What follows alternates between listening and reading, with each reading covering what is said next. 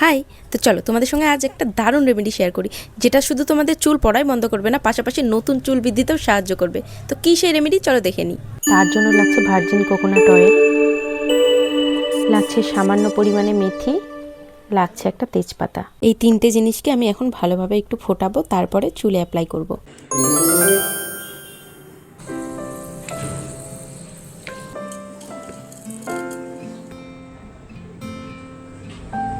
লাগছে এরকম একটা অয়েল অ্যাপ্লিকেটার না থাকলে তোমরা কোনো ড্রপার বা হাতের আঙুলের সাহায্যও নিতে পারো। তেলটা ফোটানোর পরে আমি এটা 15 মিনিট মতো ঠান্ডা করেছি।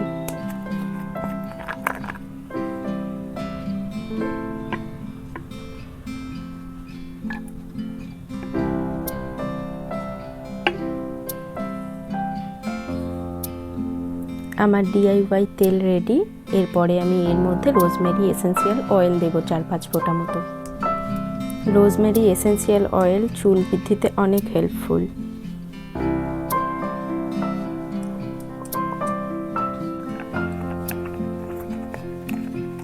এটা রেডি, এবার আমি চুলে লাগাবো। তার জন্য আমি এরকম একটা ডিট্যাংলিং হেয়ার ব্রাশের সাহায্য নিচ্ছি।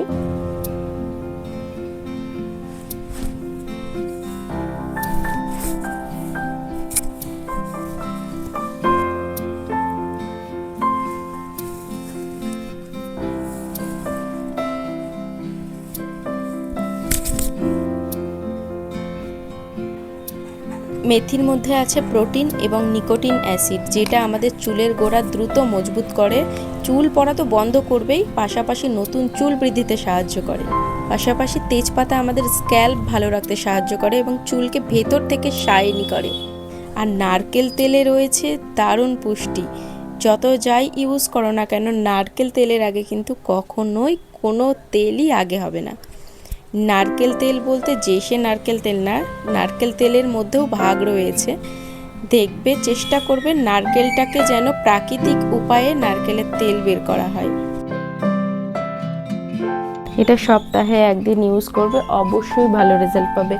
চুলের গোড়াতে অবশ্যই তেল দেবে, চুল পড়া বন্ধ হয়, তো চুল শক্ত হয় এবং সহজে চুল পড়ে না। প্রাকৃতিক উপায়ে তেল বের করা হয়, সেটাই হচ্ছে খাঁটি নারকেল তেল। যত যাই চুলে ইউজ করো না কেন, দিন শেষে কিন্তু পেট ক্লিয়ার রাখা ভীষণভাবে জরুরি। তাই গরমকালে সিজনাল ফল যেমন পাকা পেঁপে, শসা, তরমুজ আর বেশি বেশি করে জল খাবে। তাই চেষ্টা করবে ভেতর থেকেও হেলদি থাকার। পেট শান্তি তো জগৎ শান্তি, কথায় আছে না? তাই পাশাপাশি চুলে যত যাই ইউজ করো না কেন, দিন শেষে কিন্তু পেট ক্লিয়ার রাখা খুব জরুরি। ভিডিওটা কেমন লাগলো আমাকে অবশ্যই কিন্তু কমেন্টে জানিও। দেখা হচ্ছে পরের ভিডিওতে। আজকের মতো আসি, টাটা।